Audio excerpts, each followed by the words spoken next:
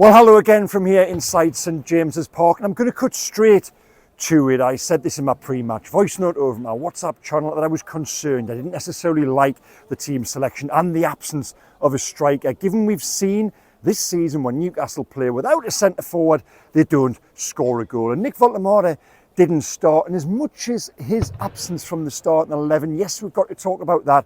I also think tonight brought home the injury to Johan Wissa, because while Eddie Howe sees fit to manage Woltemade's minutes with regards fitness, and he wants to play him down at Bournemouth on Sunday, he cramped up after an hour on Saturday. Now for me, I still would have put him in. I said in the preview video last night to not start with Woltemade might just have had a deflating effect. Well, that was rubbish, because it didn't, because the noise when the teams came out and the manner in which Newcastle started the game, full of ferocity, full of energy, full of intent, full of endeavour, everything we thought they would do. The crowd was up for it, those on the pitch responded. That occasion was huge. It was everything we expected it to be, but by extension of that, Newcastle's failure to score was also everything we expected it to be. I spoke in the minutes before kick-off to John Gibson and Malcolm MacDonald downstairs, and we queried the starting 11, the selection, and we said, well, I said to them, I can tell you now how this plays out. I said, I'll see you for a cup of tea at half-time, guys, and what we'll say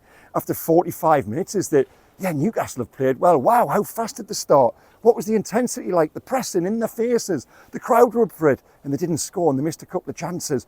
That was exactly what we were saying at half-time. They were punished for that in the second half. But while I said at the top there, if Nick Woltemade starts this game, I think Newcastle will win, because he takes the chance that Anthony Gordon missed there on 4 minutes when Alanga, we'll get to Alanga's performance as well, because we've got to explore why Jacob Murphy didn't start.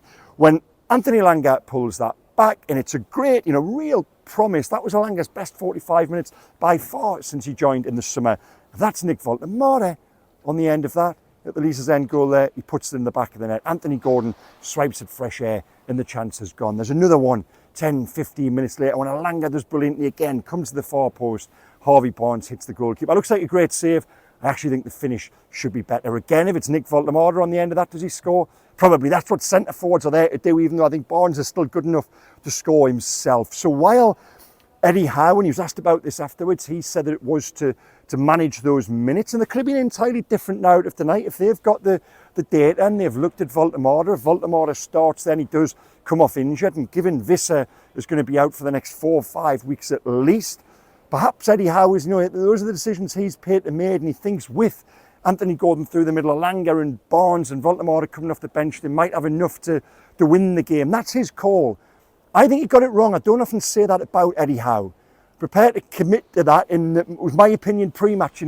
This isn't wise after the event. It's not with hindsight. I take you back to that conversation I had with Gibbo and Super Mac before the match. I didn't like the team selection, what I saw in terms of Woltemade not playing. If he'd have been there, I honestly believe on the back of the momentum and the feel good of Saturday and everything around him, the guy was buzzing. He was hot on the back of Saturday. If he'd been there, given the occasion and the love for him and everything there is around this new cult hero who's emerged, Rudy Voller on stilts, as I said on Saturday, it was there. It was made for him to go and be a hero, because tonight wasn't necessarily about the points on offer. We'll get to that. There's 7 more group games, and I think there he is. There goes Nick Woltemade. There he is leaving. Goodness, regrets. But if Woltemade had started, Newcastle would have won the game. And again, it wasn't necessarily about the points on the board tonight. Victory absolutely would have been important and preferable tonight, but it was more about that opportunity to recreate Tino and to recreate Gillespie and to write your name into the club's folklore. And I thought tonight that it would have been Murphy and Woltemade who could have emerged as that pair. To see neither of them starting in the team. And again, Eddie, by way of explanation afterwards, said that Woltemade was purely just having to manage those minutes, given he is new to the club, new to the intensity. And that, again, you thought Premier League was fast on Saturday. The first 20 minutes there was a different intensity again. But I thought Murphy was really unfortunate to miss out. Now, Eddie Howe has said that he's nursing an Achilles problem.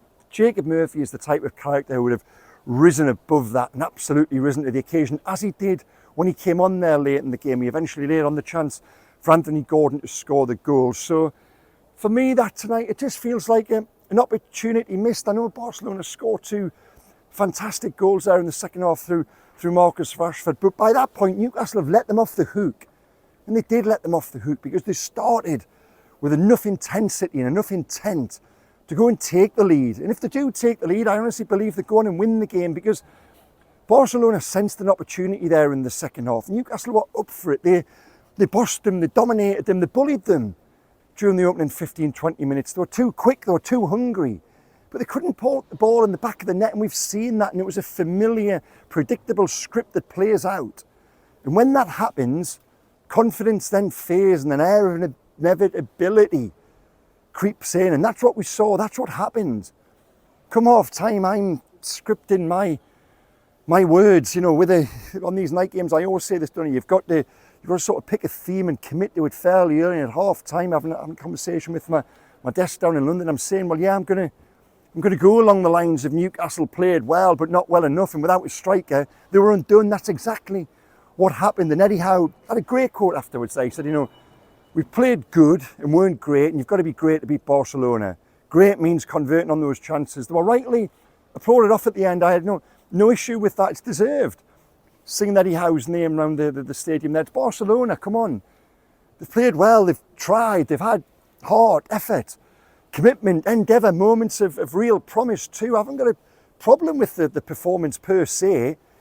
It's just with that final part they were lacking, and that just felt so inevitable when I saw the team sheet. It was all bark, no bite, and to beat Barcelona, you need bite. You need Anthony Gordon to score that goal. You need Harvey Barnes to do better with that finish.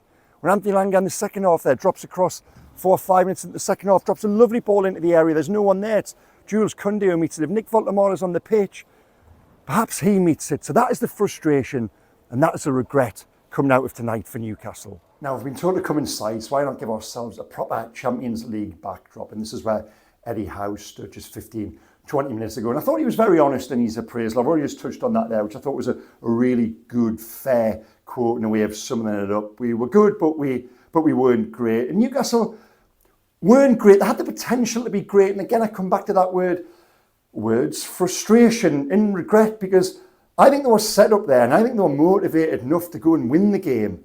And with the right personnel on the pitch, I think they would have done it, and that would have been deserved. But nonetheless, it was still a performance that showed me they're going to have and should have more than enough to go and progress from this bloated format. Because again, tonight, there wasn't a great deal of jeopardy on the outcome. At no point did you really think that the result of this would determine the destiny of either club, really, with regards to the Champions League prospects going forward. But there should be encouragement, you know, there should be confidence taken from that for an hour. They did absolutely go toe-to-toe with Barcelona, and more really in the first 15, 20 minutes.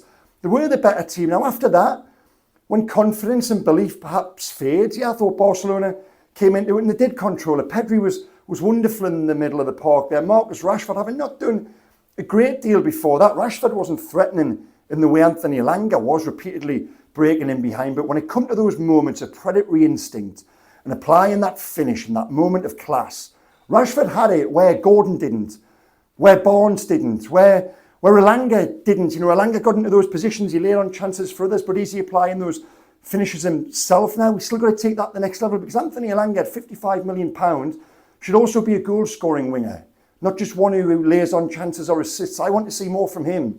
That front three hadn't scored a goal before tonight. Yes, Anthony Gordon got one late on there in the 90th minute, laid on by Jacob Murphy, brilliantly. A really nice move, you know, in the 7 minutes go up after that. But he scored the goal from the left wing. Let's have a look at some of the individual performances within that. And I don't want to be too critical. I really don't. But, you know, we're here to analyse and reflect. So let's do it. And Gordon was better when he went back out wide left. He was more of a threat. I've said this, you know, I think Anthony Gordon's actually done okay through the middle in the opening 2 games before he got sent off against Liverpool. That was the worst of the 3 there tonight. He looked a little bit lost at times. It didn't really happen for him. Perhaps that's because he has missed the last 2 and he's come in a little bit cold and didn't have the momentum. So Gordon was a little bit of a disappointment. But then alongside that, Harvey Barnes, you know, he's had a run in the team now. Barnes should be able to apply that finish. He's good enough to do it. And I was a little bit disappointed with Barnes and the resistance he showed for the first goal as well, where Koundé crosses it. And it's, again, you know, Barnes doesn't do enough to stop the cross. And we've got to talk about the mechanics of this goal, because it's Fabian Schär who loses Rashford for it. Now, 3 minutes earlier, Fabian Schär gets a whack in the face, which he happens to every game. You know, Fabian Schär, bingo, head injury, take. He goes down and he does look groggy. You know, it's a hell of a whack, which he's taken from Marcus Rashford's strike, which just going, I think, you know, way wide. It was far more wayward than the strike 10 minutes later, which found the back of the net. But Schär at that point, it looks as if we're in the press box, as if he's got to come off. He looked so groggy. He stays on. And a few moments later, Barnes doesn't do enough to stop the cross. Comes in, and Rashford peels off Schär and puts a brilliant header, to be fair to him, in the bottom corner. No real blame attached to Nick Pope. But should Fabian Schär have been on the pitch at that point? Should Newcastle not make the decision to take him out of there? Eddie Howe was asked about it afterwards and was said that the medical staff said that he was okay to continue. Has Schär communicated that to them? He probably has. So that is one for those guys to investigate. But it's worth recording because it was significant, because once the first goal goes in, that's it. It's probably always going to be Barcelona. Now, on the back of that, Newcastle became ragged. The changes came 2 or 3 minutes later. Woltemade comes on. Again, for me, that's an hour too late. I'll repeat it just in case I hadn't said it loud enough at the start. I would have started with Nick Woltemade. Now, he comes on and Newcastle have a really ragged spell for 3 or 4 minutes as they're adjusting to those changes. And within that time, Marcus Rashford scores the goal. Dan Burn, who hadn't really put a foot wrong all night, gives the ball away. Rashford takes it, and come on, let's be fair, it's absolutely wonderful. What a strike that is. And Newcastle are, I say they're never getting back into it. When Gordon scores the goal, he does, and then there's the 7 minutes. But even during those 7 minutes, I thought Newcastle weren't as cohesive, and they didn't have Barcelona penned in as perhaps you would think, shooting downhill, still 11v11 at that point, you know, with the 7 minutes, the encouragement and the roar which followed that. They only really had one chance, and that was a fairly tame Tonali shot that was saved. So to look on some of the other performances before we get to the merit marks, and we will get the merit marks. And again, I don't want this to be negative, but we've got to record it. The midfield, on a really big night in that first choice midfield triumvirate, didn't function, I thought, as well as they can do. Bruno Guimaraes would have been a night for him to put that superhero cape on. Didn't really happen for him. Joe Linton was among that bunch which came off, and they played the part in that early, you know, setting the tone with the intensity of it. They did to a man, 1-11, but 15, 20 minutes doesn't win you a football match. I thought the midfield came off it a little bit after that and were Boston controlled by Barcelona. As wonderful as those Barcelona players are in there, I would still expect more and want more from Newcastle's three. The defence did brilliantly for an hour.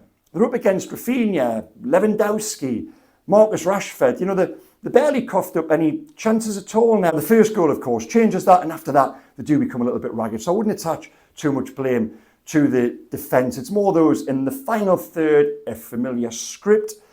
You know, that narrative which unfolded was exactly what we thought it might be, as it was against Aston Villa, as it was during that first half against Liverpool, as it was down at Leeds as well. So, yeah, to come to the merit marks, because it was a performance worthy of merit marks. Again, I find it hard to be critical of them. I really do, because they started well, full of intent in that heart and endeavour and the effort. Everything was there. But to cut through that and to get the merit marks in ascending order, 1 star goes to Kieran Trippier. I thought he was brilliant during the first 20 minutes. Some really smart, classy touches. And for someone who turns 35 tomorrow, that was a reminder that Kieran Trippier still has got a hell of a lot to offer. So 1 star for Kieran Trippier. Fabian Schär gets the 2 stars. Now, while his part in the Marcus Rashford's first goal probably sullies that to a degree, I thought Schär was magnificent during the first half. Out of the back four, he was the one who snuffed out